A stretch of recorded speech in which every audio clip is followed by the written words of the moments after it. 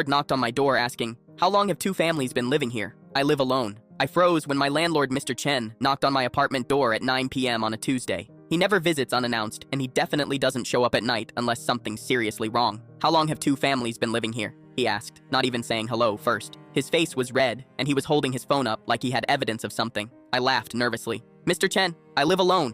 You know that. Just me." He shook his head and turned his phone toward me. "Then explain this." It was my electric bill. The usage had tripled in the last 2 months. Then he showed me the water bill, which had somehow quadrupled. "Someone is using a lot of water and electricity in this unit. Either you're running some kind of operation in here, or you've got people living with you that aren't on the lease." My stomach dropped. I hadn't noticed my bills were that high because they just auto-pay from my account every month. I don't really check. "I swear I live alone," I said. "Can I see those bills?" He handed me his phone and I stared at the numbers. They were insane. Like multiple families washing clothes and showering and cooking around the clock level of insane. "Mr. Chen, I work 50 hours a week. I'm barely home. I don't even cook most nights. I have no idea what's going on." He crossed his arms. "I'm going to need to inspect the unit. Right now." I stepped aside and let him in. My apartment looked exactly how I left it that morning. One coffee mug in the sink. My laptop on the couch. Nothing out of place. We walked through every room together. The bedroom, the bathroom, the tiny kitchen. Everything was normal until we got to the closet in the hallway where the water heater sits. Mr. Chen opened it and went completely still.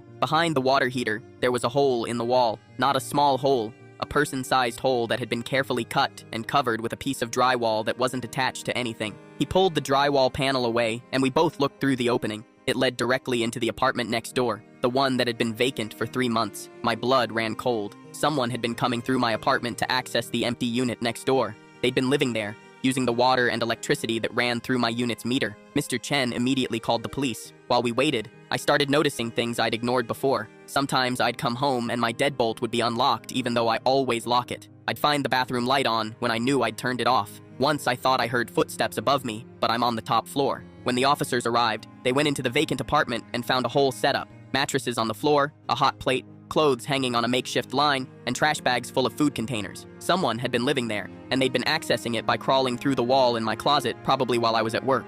The officers said it looked like at least 4 people had been staying there based on the belongings. They'd probably been watching my schedule and sneaking through when they knew I'd be gone. They found the people 2 days later, 3 buildings over, trying the same thing in another vacant unit. Turns out they'd been doing this all over the complex for months, finding empty apartments and cutting through walls to access them from occupied units where the utilities were still running. Mr. Chen fixed the wall and refunded my utility bills. He also changed my locks and installed a security camera in my hallway. But now I hear every single sound in my apartment. Every creak, every shift, every unexplained noise makes me check that closet door. Because for 2 months, strangers were crawling through my wall while I slept, and I had no idea.